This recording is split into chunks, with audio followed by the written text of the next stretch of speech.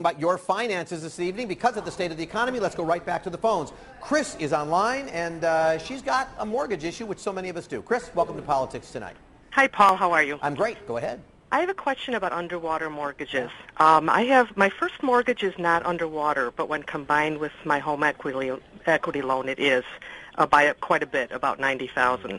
I've heard something about some government programs where banks might be willing to help or, chop off some of the principal that's owed on the second mortgage.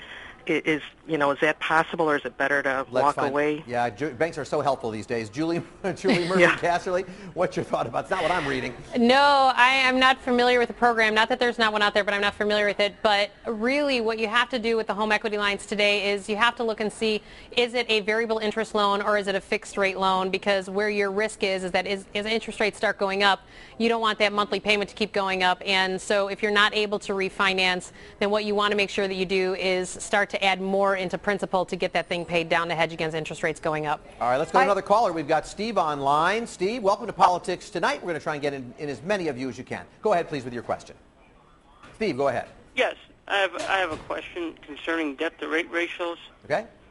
How do I raise my credit score in terms of? I started out with a 780, 790, and then I had my credit report ran again.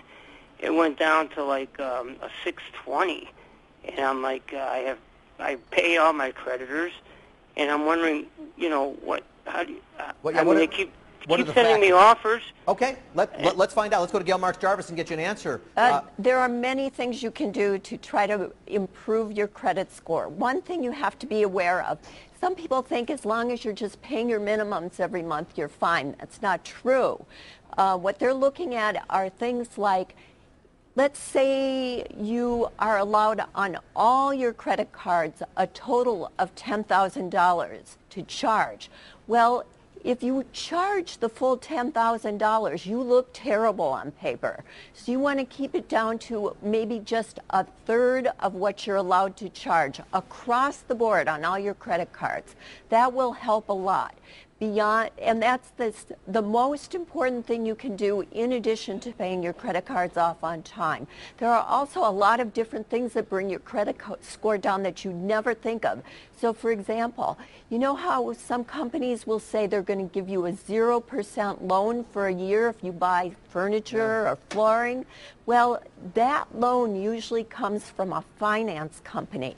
And when the credit scoring people see that, they think desperation if you go to a finance company, even though you're just being smart about getting 0% interest. All right, so we've got to be careful about that. Gail, I want to get a couple of other questions in if we can.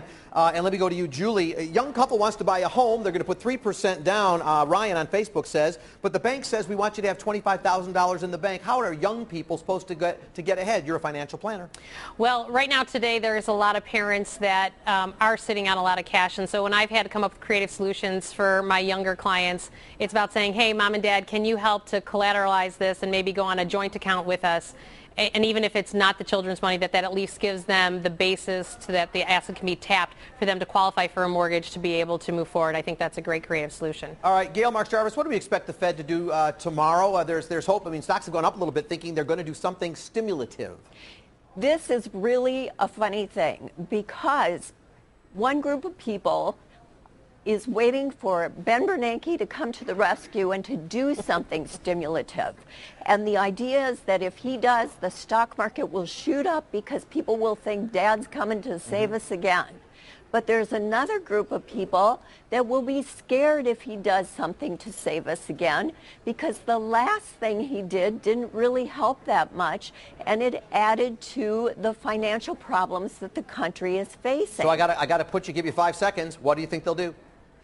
I think that they'll talk about something that will sound like something bigger than it is, because right now they don't want to risk as much money. All right, 𝐾𝐻_𝙪𝙧, Julie Murphy-Casserly, great books by both of you. Let's check them all out. Thank you both for being with me. Welcome. Thanks. Appreciate it.